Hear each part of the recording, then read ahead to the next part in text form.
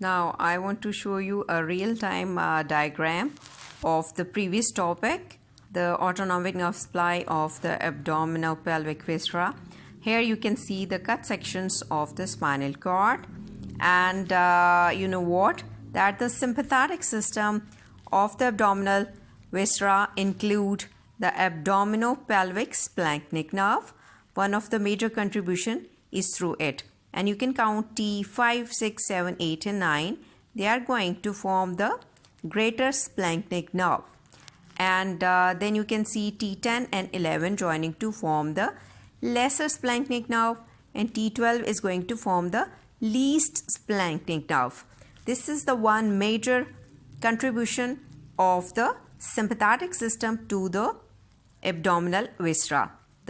Another thing that is a part of this sympathetic supply of the abdominal viscera are the prevertebral ganglia of the abdominal aortic plexus, and you can see them in a form of celiac plexus around the celiac ganglion, and there are other so many named ganglia and the plexus like aorticorenal ganglia.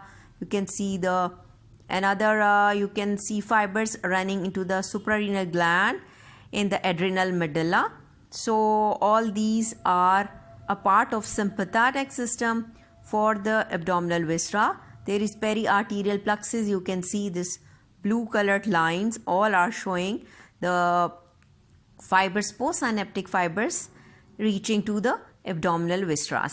So after that you can see the lumbar region L1, 2, 3, they are joining to form the lumbar splenic nerve, and now you can see the lumbar splenic nerve.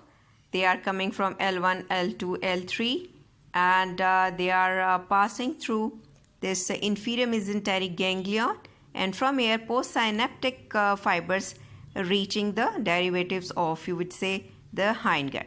And now you will concentrate on the vagus nerve coming from the brain stem. It is the parasympathetic major supply to the abdominal viscera.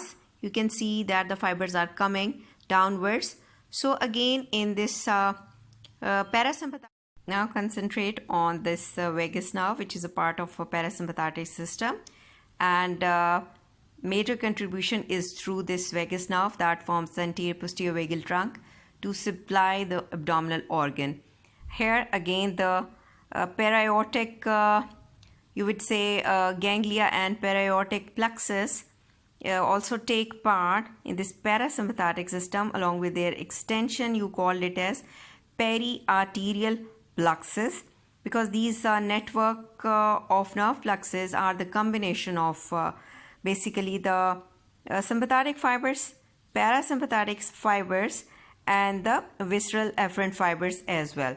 Now in addition to this, you can see the pelvic splenic nerve coming from S1, 2, 3, and they are going to supply the respected organs. In the picture you can very well see them. Now there is another type of nerve element which is called as enteric nervous system or intrinsic ganglia, lying into the layers of histological layers of this alimentary tract, you would say.